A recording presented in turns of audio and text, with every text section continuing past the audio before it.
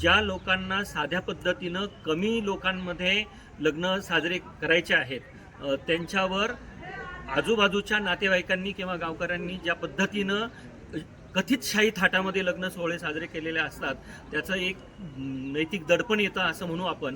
आणि त्यामुळे मग पतसंस्थेकडून कर्ज घे, बँकेकडून कर्ज घे, सावकाराकडून कर्ज घे, जमीन गहाण टाक. कारण आपण पाहतो की शेती ही तोट्याच्या गाळामध्ये रुतलेली व्यवस्था आहे. आणि या संबंधानं समाजामध्ये सातत्यानं प्रबोधनाची गरज आहे, चर्चा करत राहण्याची गरज आहे.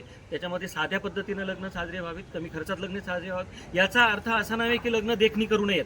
लग्न सोंगाढोंगात करावीत, देखणी करावीत, परंतु त्यामध्ये काही आचारसंहिता असावी, त्याच्यामध्ये काही गोष्टी ठरवून केल्या जाव्यात. ते मुलीच्या लग्नासाठी प्रचंड मोठ्या प्रमाणावर कर्ज काढतात, ते कर्ज थकतं आणि मग ते कर्ज जेव्हा थकतं त्यावेळेला जमीन विकण्याची वेळ येते किंवा मुली तरी आत्महत्या करतात, बापाला आपल्या लग्नाचं ओझं होऊ नये म्हणून. तर मला असं वाटतं की काही गोष्टी अनिष्ट चाली, रीती, रिवाज, परंपरा निर्माण होतात, त्याला वेळीच पायबंद घालायला पाहिजे. इतिहास साक्षी आहे.